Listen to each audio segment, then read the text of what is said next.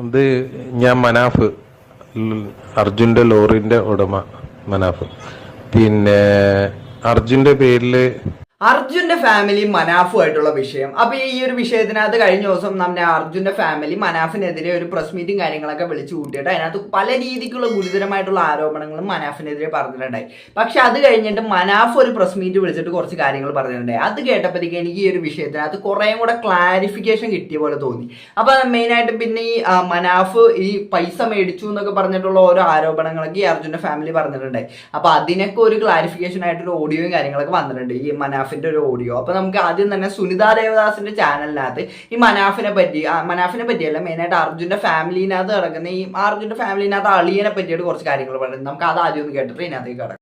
മലയാളികൾക്ക് അർജുന്റെ കുടുംബവും മനാഫും ഒരുപോലെ പ്രിയപ്പെട്ടവരാണ്. നിങ്ങൾ തമ്മിൽ അഭിപ്രായ വ്യത്യാസം ഉണ്ടെങ്കിൽ അത് തീർക്കേണ്ടത് വീടിനകത്ത് വെച്ചാണ്. അല്ലാതെ ഒരു കാര്യവുമില്ലാതെ നാട്ടുകാരെയും മാധ്യമങ്ങളെയൊക്കെ വിളിച്ചു കൂട്ടി ഒരു വാർത്താ സമ്മേളനം വിളിച്ച് മണിക്കൂറുകളോളം ഇരുന്ന് കുറ്റം പറയുന്നു.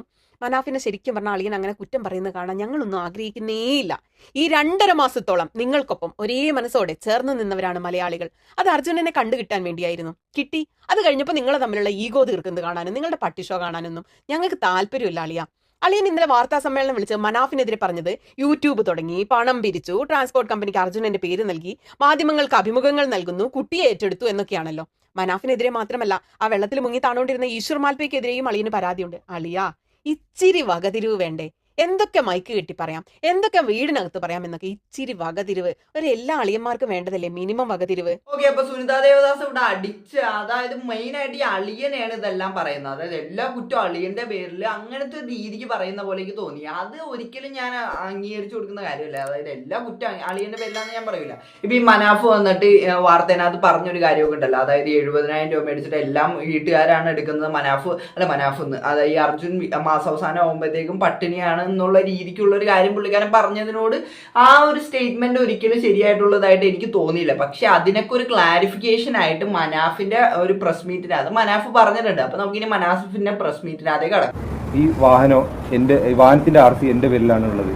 അപ്പോൾ ഞാനും ജ്യേഷ്ഠനും വാപ്പ ഉള്ള കാലം മുതലേ ഞങ്ങൾ വാപ്പൻ്റെ കൂടെ ആയിരുന്നു. അതിന് ശേഷം ഞങ്ങൾ കച്ചവടം ഒരുമിച്ച് തന്നെ ചെയ്യുന്നത്. അപ്പോൾ പല ഇതിൽ ഈ വാഹനം എൻ്റെതും ജ്യേഷ്ഠൻ്റെതും കൂടിയാണ് ഈ വാഹനം. അപ്പോൾ അതാണ് അതിൻ്റെ ഒരു കാര്യങ്ങളൊക്കെ നമ്മൾ വാങ്ങൽ മുബിൻ്റെ പേരിലാണ്. കാരണം എന്ന് പറഞ്ഞു കഴിഞ്ഞാൽ ഇൻ കേസ് എന്തെങ്കിലും അങ്ങോട്ടോ ആക്സിഡൻറ്റോ കാര്യങ്ങളൊക്കെ ഉണ്ട്, ഓനക്കാണ് കൂടുതൽ യാത്ര ചെയ്യാൻ പറ്റുക. ഞാൻ അതിൽ കുറച്ച് പിന്നോട്ടാണ്. അപ്പോൾ വാഹനങ്ങളൊക്കെ ഓൻ്റെ പേരിലാണ് ഉള്ളത്. ഇതൊക്കെ നമ്മളെ ഫാമിലി ബിസിനസ്സാണ്. അപ്പോൾ ഈ ബിസിനസ്സിൽ വേറെ ഇതിനെ എന്താ പറഞ്ഞു കഴിഞ്ഞാൽ വേറൊരു തരത്തിലേക്ക് ആര് ഇതാക്കിയിട്ടും കാര്യമില്ല. നമ്മൾ കുടുംബം ഒറ്റക്കെട്ടാണ്. ഈ വിഷയത്തിന്റെ കാര്യത്തിൽ ഇതാണ് ക്ലാരിറ്റി ഉള്ളത്. ഓക്കെ, അപ്പൊ ഈ അർജുന്റെ ചേട്ടൻ അളിയും വന്നിട്ട് പറഞ്ഞൊരു സംഭവം ഉണ്ടായി. അതായത് ഈ മനാഫ് പറയുന്ന ഈ ലോറി മനാഫിന്റെ ലോറി അല്ല, അത് വേറൊരു പുള്ളിക്കാരന്റെ ലോറിയാണെന്നുള്ള രീതിക്ക് ഒരു സംഭവം പറഞ്ഞിട്ടുണ്ടായി. അപ്പൊ അതിനൊരു ക്ലാരിഫിക്കേഷൻ ആണ് ഇപ്പൊ ഈ മനാഫിന്റെ ഈ ഒരു പ്രസ് മീറ്റിന്റെ സമയത്ത് ആ കൂടെയുള്ള പുള്ളിക്കാരൻ പറഞ്ഞത്. അതാണ്, അതായത് പുള്ളി പറഞ്ഞതെന്ന് പറഞ്ഞാൽ ഇത് ഞങ്ങളുടെ ഫാമിലിനകത്തുള്ള ലോറിയാണ്. അപ്പൊ അതുകൊണ്ട് തന്നെ മനാഫിന്റെ ലോറി എന്ന് പറയുന്നതിന് യാതൊരു തെറ്റുണ്ടെന്ന് എനിക്ക് തോന്നുന്നില്ല. ആ ഒരു വിഷയത്തിനകത്ത് മനാഫിന്റെ ലോറിയാണെന്ന് പറഞ്ഞിട്ടുണ്ടെങ്കിൽ അതിനകത്തൊരു തെറ്റുള്ളതായിട്ടൊന്നും എനിക്ക് തോന്നിയിട്ടില്ല. ബാക്കിയുണ്ടോ? ഇന്ന് ഇത് ഇവർ പറയുന്ന ഒരു വിഷയം എന്താണ്, പണപ്പിരിവ് എന്ന് പറഞ്ഞത്. ഇന്ന് മുക്കത്ത് എനിക്കൊരു സ്കൂളിൽ ഒരു ചടങ്ങുണ്ടായിരുന്നു. ആ ചടങ്ങിൽ ഒരു മുൻകൂട്ടി എന്നെ വിളിച്ചിട്ട് പറഞ്ഞിട്ടായിരുന്നു മനാഫിന് ഒരു എമൗണ്ട് തരുന്നുണ്ട് എന്നുള്ളത്.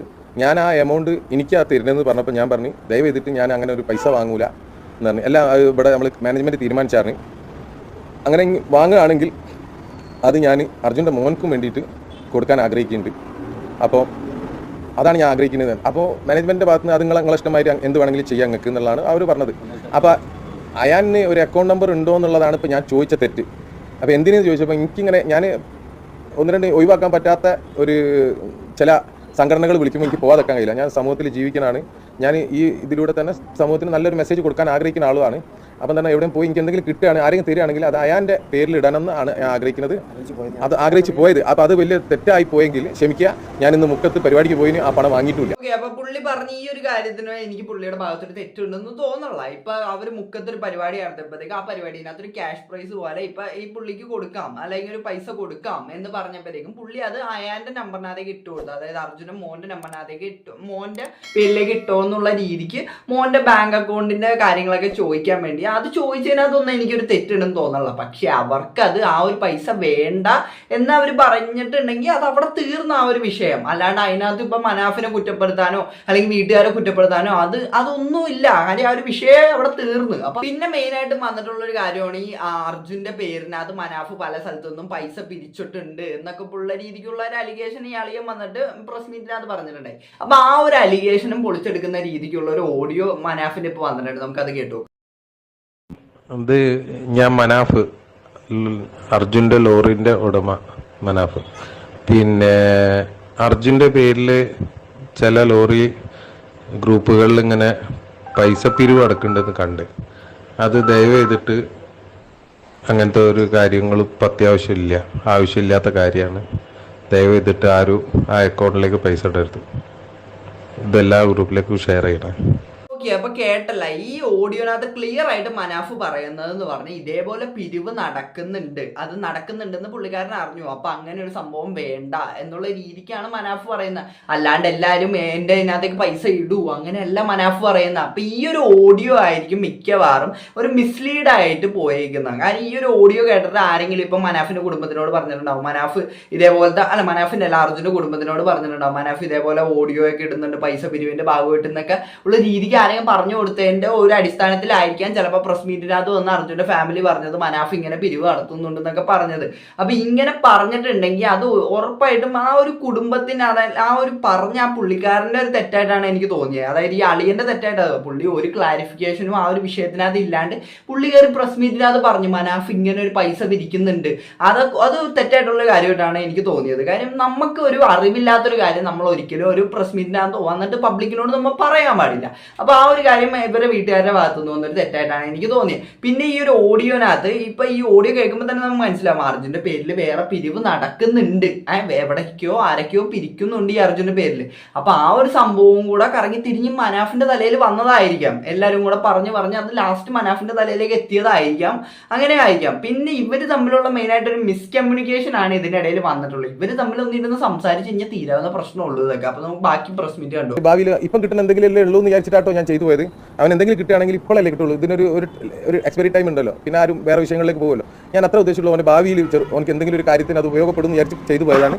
അത് അവർക്ക് അത് വേദനിച്ചിട്ടുണ്ടെങ്കിൽ അത് ഞാൻ അതിന് മാപ്പ് പറയുന്നു. അപ്പൊ മനാഫ് ഈ പറഞ്ഞതും അതായത് പുള്ളിക്കാരന്റെ ഒരു നല്ല മനസ്സുകൊണ്ട് പുള്ളി ചെയ്തതാണ്. പുള്ളി പറഞ്ഞതിനകത്തും കാര്യമുണ്ട്. അതായത് ഈ ഒരു സമയത്താണ് ഇവർക്കൊക്കെ എന്തെങ്കിലും ഇപ്പൊ സഹായങ്ങളാണെങ്കിലും ഓരോ സമയത്ത് നിന്ന് കിട്ടുള്ളൂ. ഇപ്പൊ ഈ അർജുന ഫാമിലിക്ക് ആണെങ്കിലും അവർക്കൊക്കെ കിട്ടുള്ളൂ. അപ്പൊ അത് കിട്ടണമെങ്കിൽ കിട്ടിക്കോട്ടെ എന്നുള്ള രീതിക്കാണ് മനാഫ് ഈ ഒരു കാര്യങ്ങളൊക്കെ ചെയ്തതെന്നാണ് പറയുന്നത്. അപ്പൊ അത് നല്ല ഉദ്ദേശത്തോടെയാണ് ചെയ്തതെന്നാണ് പറയുന്നത്. അപ്പൊ നല്ല ഉദ്ദേശത്തോടെ ചെയ്തതാണെങ്കിൽ അത് ഉറപ്പായിട്ട് അപ്രീഷിയേറ്റ് ചെയ്യേണ്ട കാര്യമാണ്. പക്ഷെ അത് അവരുടെ ഫാമിലിക്ക് അത് വേണ്ടെങ്കിൽ അത് അവിടെ കഴിഞ്ഞു. ഇവരിങ്ങനെ പറയുന്നതും ഇങ്ങനെ ആവുന്നു. അതുകൊണ്ടാണ് കാരണം എന്താണ്, നമ്മള് സാധാരണക്കാരനല്ലേ, നമുക്ക് അങ്ങനെ എന്താ പിടിച്ച് ചില ഇമോഷൻ ഇന്നെ കൊണ്ട് കഴിയില്ല. അപ്പോൾ എന്തായെന്ന് പറഞ്ഞു കഴിഞ്ഞാൽ അർജുൻ വണ്ടിക്ക് പേരിടും, ഓർക്ക് എന്താ ചെയ്യാൻ പറ്റുക ചെയ്തോന്നൊക്കെ പറഞ്ഞു പോയത്. അതിനും മാപ്പ് പറയുന്നത് നമ്മൾ അർജുൻ്റെ പേരിടണില്ല. ഓക്കെ. അപ്പൊ പിന്നെ മനാഫിക്ക് പറഞ്ഞൊരു കാര്യം ഉണ്ടായി, അതായത് അർജുന്റെ പേരിടും എന്നൊക്കെ ഉള്ള രീതിക്കുള്ള സംഭവം പറഞ്ഞിട്ടുണ്ടായി വണ്ടിക്ക്. അപ്പൊ ആ ഒരു സംഭവം പുള്ളിക്കാരൻ ക്യാൻസൽ ചെയ്ത്. കാര്യം അവർക്ക് അത് താല്പര്യമില്ല, അവരുടെ ഫാമിലിക്ക് അത് താല്പര്യം ഇല്ലാത്തതുകൊണ്ട് പുള്ളി അതിന് മാപ്പും പറഞ്ഞ് അത് ക്യാൻസൽ ചെയ്ത്. അപ്പൊ ഈ ഒരു കാര്യത്തിനകത്ത് കഴിഞ്ഞാൽ എനിക്ക് മനാഫിക്കനോട് ഭയങ്കര റെസ്പെക്ട് തോന്നി. കാര്യം പുള്ളിക്കാരൻ ചെയ്തൊരു കാര്യം വേറൊരാൾക്ക് അല്ലെങ്കിൽ വേറൊരാളുടെ ഫാമിലിക്ക് അതൊരു വിഷമം ഉണ്ടാക്കും എന്ന് പറഞ്ഞപ്പോഴേക്ക് അതിനകത്ത് സോറി പറയാനും അതേപോലെ തന്നെ ആ ഒരു കാര്യം വേണ്ടാന്ന് വെക്കാനും, കാര്യം അവർക്ക് താല്പര്യമില്ലെങ്കിൽ വേണ്ട, ആ ഒരു ആറ്റിറ്റ്യൂഡൊക്കെ നല്ലൊരു കാര്യമായിട്ടാണ് എനിക്ക് തോന്നിയത്. ബാക്കിയുണ്ട് ഇപ്പോൾ ചോദിച്ച ആളുകൾ മാധ്യമപ്രവർത്തകൻ മുതൽ ഇവിടെയുള്ള എല്ലാ അന്ന് ശിരൂരിലുള്ള മാധ്യമപ്രവർത്തകരാണ് ഇവിടെ ഉള്ളത്. എല്ലാവർക്കും അറിയാം ആ പാവം രേവന്ത് അവിടെ എങ്ങനെ കിടന്നുറങ്ങിയത് എന്നുള്ളത്. ഒരു പഞ്ചർ പീഡിയയിലായിരുന്നു കിടന്നുറങ്ങിയത്. ആ ചങ്ങായി അവിടെ നിന്നതിന് നമ്മളെ ഭാഗത്ത് നിന്ന് എന്തൊക്കെ ചെയ്യണ്ടോ. അപ്പോൾ ഓനിങ്ങനെ ഇടയ്ക്ക് പറയും നല്ലൊരു ഹോട്ടലിൽ നിന്ന് ഭക്ഷണം കഴിച്ചില്ല. അവൻ്റെ മെയിൻ ആഗ്രഹം ഒരു നല്ല ഭക്ഷണം. വയറ് നിറം ഭക്ഷണം കഴിക്കാതെ ഇനി അവന് ഇത്രയും ദിവസം അവിടെ നിന്നത്. നമ്മളെന്താ കൊടുക്കുന്ന ഭക്ഷണം കഴിച്ചിട്ടുള്ളതിനും അല്ലെങ്കിൽ നാട്ടുകാരും കൊടുക്കുന്ന ഭക്ഷണം കഴിച്ച് ജീവിച്ചൊരു പാവം ആ ചങ്ങായ. അപ്പം നല്ലൊരു ഭക്ഷണം വാങ്ങിക്കൊടുത്തു. അത് അമ്മേൻ്റെ അടുത്ത് ഞാൻ പോയി പറഞ്ഞു, എന്ത് അവന് നല്ലൊരു ഭക്ഷണം കൊടുത്തു, ഒരു നല്ലൊരു സെൻഡ് ഓഫ് കൊടുത്തു. അവനെ പറഞ്ഞേക്കാണ്. ഞാൻ അവനെ കൊണ്ടുപോയി ബസ് സ്റ്റോപ്പിൽ വിടാൻ പോവുകയാണെന്നാണ് പറയാൻ പോയത്. ഈ സെൻഡ് ഓഫിൻ്റെ ഇംഗ്ലീഷ് വേർഡ് യാത്രയപ്പ് എന്നാണ്, മലയാളം വേർഡ് യാത്രയപ്പാണെന്നാണ് എൻ്റെ നോളജ്. ഒരു യാത്രയപ്പ് അവർക്ക് കൊടുക്കണ്ടേന്ന് ഈ നിങ്ങൾ പിന്നിൽ നിൽക്കുന്ന മാധ്യമപ്രവർത്തകർ പറയും. ഒരുത്തന് മയം വെയിലും കൊണ്ടിട്ട് നിന്നല്ലേ, അപ്പം നമ്മൾ ഒരു ഭക്ഷണം കൊടുക്കും. ഇതും വേറൊരു വേറൊരു രീതിക്കുള്ള ഒരു മിസ്കമ്മ്യൂണിക്കേഷൻ ആയിട്ടാണ് വന്നേക്കണത്. അതായത് പുള്ളിക്കാരൻ ഒരാൾക്ക് ഫുഡ് മേടിച്ചു കൊടുത്തു, അതായത് അത്രയും പണിയെടുത്ത ഒരാൾക്ക് ഫുഡ് മേടിച്ചു കൊടുത്തിട്ട് അത് അമ്മയുടെ അടുത്ത് എന്ന് പറഞ്ഞപ്പോഴത്തേക്കും അവന് ഞാൻ സെൻഡ് ഓഫ് കൊടുത്ത് വിട്ടു എന്നുള്ള രീതിക്ക് പറഞ്ഞപ്പോഴത്തേക്കും അമ്മ അത് കേട്ടത് വേറെ രീതിക്കും. അതായത് ഇവർ എല്ലാവരും തമ്മിലുള്ള ഒരു മിസ്കമ്മ്യൂണിക്കേഷന്റെ ഭാഗമായിട്ടാണ് ഈ വിഷയങ്ങളെല്ലാം ഉണ്ടായേക്കണത്. അല്ലാണ്ട് ഇതിനകത്ത് ഭയങ്കര രീതിക്ക് ഇപ്പൊ ഈഗോ ക്ലാഷും ഇതൊക്കെ വരാനായിട്ടുള്ള കാര്യം എന്ന് പറഞ്ഞാൽ ഈ ഒരു മിസ്കമ്മ്യൂണിക്കേഷൻ തന്നെയാണ്. ഇവരെ ഒരുമിച്ച് നിന്നാൽ തീരാവുന്ന വിഷയമുള്ളൂ. ഇതല്ല ഇത് ഇവർ ഒരു സ്ഥലത്ത് വന്നിരുന്ന് ഇവർ മറ്റവരെ കുറ്റം പറയും, മറ്റവർ ഇവരുടെ കുറ്റം പറയും. ഇത് ഇങ്ങനെ വരുമ്പോഴാണ് ഈ ഒരു വിഷയം ഇങ്ങനെ കത്തിപ്പോയിക്കൊണ്ടിരിക്കുന്നത്. ഇവർ തമ്മിലൊന്ന് ഇരുന്ന് സംസാരിച്ച് കഴിഞ്ഞാൽ ഈ വിഷയം എല്ലാം ഇവിടെ തീരും. അപ്പൊ അതാണ് വേണമെന്ന് ഞാൻ പറയുന്നത്. ബാക്കി അർജുൻ്റെ ഫാമിലിക്ക് നമ്മളെ ഭാഗത്ത് നിന്ന് ചെയ്യാൻ പറ്റിയത് ഇൻഷുറൻസ് തുക വാങ്ങി കൊടുക്കുക എന്നുള്ളതാണ്. ഇൻഷുറൻസ് തുകയിൽ ഞാൻ പല കാര്യങ്ങളും പറഞ്ഞതൊക്കെ കൃത്യമായ സ്ഥിതിക്ക് ഇതും ഞാൻ പഠിച്ചതിന് ശേഷമാണ് പറയുന്നത്. ഇൻഷുറൻസ് തുക കിട്ടുന്നതിൽ മെയിൻ 2 കാറ്റഗറി വരുന്നത്, ഒന്ന് അർജുൻ്റെ ഏജ് അവൻ്റെത് 30 അതെന്തോ വട്ടവർ. ആ ഏജിൽ നിന്ന് ഏകദേശം റിട്ടയർഡ് എന്ന് പറയുന്ന ഒരു ഏജ് വെക്കുന്നത് 60 അത്രയോ ആണെന്ന് തോന്നുന്നുണ്ട് ഒരു വാഹനത്തിൻ്റെ ക്ലെയിം കിട്ടും. അപ്പം ഞാൻ ഇന്ന് 2024 ഓനക്ക് 75,000 രൂപ സാലറി കൊടുക്കുന്നുണ്ടെന്ന് എവിടെയെങ്കിലും ഒരു മെയിൻ സ്ട്രീം മീഡിയയിൽ ഞാൻ പറഞ്ഞു വെച്ചിട്ടുണ്ടെങ്കിൽ ഈ കേസിൽ അത് വലിയ ഉപകാരപ്പെടും. കാരണം എന്ന് പറഞ്ഞു കഴിഞ്ഞാൽ 75,000 എനിക്ക് ശമ്പളം കിട്ടുന്നുണ്ടെന്ന് നമുക്ക് തെളിയിക്കാനൊരു ഉപയോഗമില്ല. അവിടുന്ന് ഈ 60 റിട്ടയർഡ് ആവണ വരെയുള്ള കണക്ക് കോടതി നോക്കിയിട്ടാണ് ഇവൻ്റെ ടോട്ടൽ എത്ര കോമ്പൻസേഷൻ കൊടുക്കണം എന്നുള്ളത് തീരുമാനിക്കുക. ഞാൻ അതൊരു എന്താ പറയുക, ഒരു ഓണർ എന്നുള്ള നിലയ്ക്ക് ഞാൻ ഒരു എന്താ പറയുക എൻ്റെതായ ഒരു സ്നേഹത്തിന് ഞാൻ നേക്കിൽ അത് അവിടെ ഒരു ഡോക്യുമെൻ്റ് ആക്കാൻ ഞാൻ ശ്രമിച്ചു. ഞാൻ ഒപ്പിട്ടതും പറഞ്ഞല്ലോ, പറഞ്ഞത് സത്യമാണ്. പക്ഷെ അതെന്താണെന്ന് കഴിഞ്ഞാൽ ആ ഒപ്പ് ഉണ്ടെങ്കിൽ പോലും അതൊരു സ്ഥലത്തും കൂടി കടന്നോട്ടെ എന്ന് ഞാൻ വിചാരിച്ചു. ആ ഡോക്യുമെൻറ്റ് അത് ഓൻ്റെ മക്കൾക്ക് അതൊരു വലിയ മോനക്കൊരു ഭാര്യയ്ക്ക് ഒരു ഉപകാരപ്പെടും. വലിയ എമൗണ്ട് കിട്ടും. ആർക്കും ഇത്ര വലിയ എമൗണ്ട് എന്തായാലും ഒരു ഗവൺമെൻറ്റിനും കൊടുക്കാൻ കഴിയില്ല. അപ്പോൾ കൊടുക്കാൻ നമ്മളാണല്ലോ അപ്പോൾ അത് ചെയ്തു കൊടുക്കാൻ പോകുന്നത്. അതിന് വേണ്ടിയിട്ട് ആ പണം കുറച്ചുകൂടി കൂടുതലാവാൻ വേണ്ടി ചെയ്തു. അത് അത്ര ഓക്കെ. അപ്പൊ ഇപ്പൊ ആ 75,000 രൂപയുടെ കേസിനകത്ത് ഒരു ക്ലാരിഫിക്കേഷൻ കിട്ടിയിട്ടുണ്ടാവും എന്നാണ് ഞാൻ വിചാരിക്കുന്നത്. അതും പുള്ളി ഒരു നല്ല ഉദ്ദേശത്തോടെ പറഞ്ഞതാണ് എന്നുള്ള രീതിക്കാണ് പുള്ളിക്കാരൻ പറയുന്നത്. അങ്ങനെയും ആവാം ആ ഒരു വിഷയം. അത് നമ്മളെല്ലാവരും കേൾക്കുമ്പോ, പക്ഷെ അത് പുള്ളി പറഞ്ഞപ്പോഴത്തേക്ക് അത് ബാക്ക്ലാഷ് ആയിട്ട് അവർക്കൊരു സൈബർ ബുള്ളിങ്ങോ അല്ലെങ്കിൽ ഒരു സൈബർ അറ്റാക്കോ അല്ലെങ്കിൽ അവർക്ക് പുറത്തിറങ്ങാൻ പറ്റാത്ത രീതിക്കുള്ള ഒരു വേറെ നെഗറ്റിവിറ്റി, അവർക്കൊരു നെഗറ്റിവിറ്റി ആയി ആ ഒരു സാധനം പുള്ളി നല്ല ഉദ്ദേശത്തോടെ പറഞ്ഞത്. പക്ഷേ അത് കറങ്ങി തിരിഞ്ഞിട്ട് അവരുടെ തലയിലേക്ക് ഒന്ന് വേറെ രീതിക്കാണ്. അപ്പൊ അങ്ങനെയുള്ളൊരു സംഭവം കൂടെ ഇതിനിടയിൽ വന്നിട്ടുണ്ട്. ഇതെല്ലാം ഞാൻ പറഞ്ഞില്ല, ഒരു മിസ്കമ്മ്യൂണിക്കേഷൻ ആണ് ഈ ഒരു അവിടെ നിന്നാണ് ഈ ഒരു സംഭവം എല്ലാം തുടങ്ങിയേക്കണത്. ബാക്കി കൂടെ കണ്ടുനോക്കിയിട്ട് നമുക്ക് ഈ വീഡിയോ നിർത്തും. എന്താ പറയുക, അർജുൻ്റെ വിഷയത്തിൻ്റെ പേരിൽ ആ കുടുംബത്തിനെ ടാർഗറ്റ് ചെയ്യേണ്ട, അവരെ വിട്ടുകളാ എല്ലാവരും. നമുക്ക് ഇത് ഞാൻ 2 പ്രാവശ്യം അവർക്ക് വേണ്ടി മാപ്പ് പറഞ്ഞാണ്. ഇനിയും വേണമെങ്കിൽ അതെ നമ്മൾ ജനങ്ങളോട് അഭ്യർത്ഥിച്ചതാണ് 2 പ്രാവശ്യം മുന്നേ. ഇനിയിപ്പോൾ 3-മതോ 4-മതോ 5-മതോ അവർക്ക് വേണ്ടിയിട്ട് ഇതാവാ. നമ്മളെ അർജുനല്ലേ, ആരും ആ കുടുംബത്തിന് ഇനി ആക്രമിക്കേണ്ട. അത് അവർക്ക് എന്താ പറയുക, എന്തെങ്കിലും പ്രയാസപ്പെട്ടു പോയി കഴിഞ്ഞാൽ ഈ സമൂഹം വീണ്ടും കുറ്റക്കാർ. ഓക്കെ. അപ്പൊ മനാഫിക്ക് പറഞ്ഞ ആ ഒരു സംഭവം തന്നെയാണ് എനിക്ക് പറയാനുള്ളത്. അതായത് അവരുടെ ഭാഗത്ത് നിന്ന് എന്തെങ്കിലും വീഴ്ച വന്നിട്ടുണ്ടെങ്കിൽ, ഇപ്പൊ ഈ കേട്ടിടത്തോളം എനിക്ക് തോന്നിയേക്കണത് ഇവരുടെ കുടുംബത്തിന്റെ ഭാഗത്തു നിന്നാണ് പല രീതിയിലുള്ള വീഴ്ചകൾ വന്നേക്കുന്നത്. പക്ഷെ എന്നാലും വീഴ്ചകൾ വന്നിട്ടുണ്ടെങ്കിലും നമ്മൾ അവരെ അങ്ങ് ക്ഷമിച്ചു കൊടുക്കുക. കാര്യം അവർക്ക് ഇപ്പൊ മെയിൻ സ്ട്രീമിനകത്ത് വന്നിട്ടോ അല്ലെങ്കിൽ സോഷ്യൽ മീഡിയനകത്ത് വന്നിട്ടോ അവർക്കൊന്നും പരിചയമില്ലാത്ത ആൾക്കാരാണ്. അപ്പൊ അതുകൊണ്ട് തന്നെ അവർ പെട്ടെന്ന് ഇങ്ങനെ ഒരു സംഭവം വരുമ്പോഴത്തേക്കും അവരുടെ ഭാഗത്തു നിന്ന് തെറ്റുകൾ വരാം. പക്ഷെ അത് ക്ഷമിച്ചു കൊടുക്കുക. കാര്യം നമ്മൾ ഇത്രത്തോളം നമ്മൾ അർജുനെ സ്നേഹിക്കുന്നുണ്ട്. അപ്പൊ അർജുന്റെ വീട്ടുകാരുടെ ഈ കൊച്ചു ഇതൊക്കെ നമ്മളങ്ങ് ക്ഷമിച്ചു കൊടുക്കാന്ന് തന്നെ ഇപ്പൊ ഈ മനാഫിക്ക് പറഞ്ഞ പോലെ തന്നെയാണ് എനിക്ക് ഒരു വിഷയത്തിനകത്ത് പറയാനുള്ളത്. പിന്നെ മനാഫിക്ക ഈ 75,000 രൂപയുടെ കേസൊക്കെയാണ് മെയിൻ ആയിട്ടും എനിക്ക് മനാഫിക്കനോട് ആദ്യമൊക്കെ ഇങ്ങനെ ഇത് തോന്നാനായിട്ടുള്ള കാര്യം തന്നെ ഈ 75,000 രൂപയുടെ കേസൊക്കെ. പക്ഷെ അതിനകത്തൊക്കെ ഈ ഒരു പ്രസ് മീറ്റിൽ നിന്ന് തന്നെ എനിക്കൊരു ക്ലാരിഫിക്കേഷൻ കാര്യങ്ങളൊക്കെ കിട്ടിയിട്ടുണ്ടായിരുന്നു. പുള്ളി നല്ല ഉദ്ദേശത്തോടെ ചെയ്തൊരു കാര്യം, പക്ഷെ അത് അവർക്കൊരു വേറൊരു രീതിക്കായിപ്പോയി അവരുടെ തലയിലേക്ക് വന്നത്. ആ ഒരു വിഷയമൊക്കെ ഇതെല്ലാം ഒരു മിസ്കമ്മ്യൂണിക്കേഷന്റെ ഭാഗമായിട്ട് വന്നേക്കുന്നതാണ്. അപ്പൊ ഇവരെല്ലാവരും കൂടെ ഒന്ന് കൂട്ടിയിരുന്ന് സംസാരിച്ച് കഴിഞ്ഞാൽ തീരാവുന്ന വിഷയങ്ങളേ ഉള്ളൂ ഇത്. അപ്പൊ എന്താണ് ഇതിനെപ്പറ്റി നിങ്ങൾക്ക് പറയാനുള്ളത് ഈ വീഡിയോയുടെ കമന്റ് ആയിട്ട്. അപ്പൊ വീഡിയോ ഇഷ്ടപ്പെടാൻ മാത്രമല്ല സബ്സ്ക്രൈബ് ചെയ്യാൻ, എല്ലാവർക്കും അടുത്തൊരു വീഡിയോ കാണുന്നവർക്ക്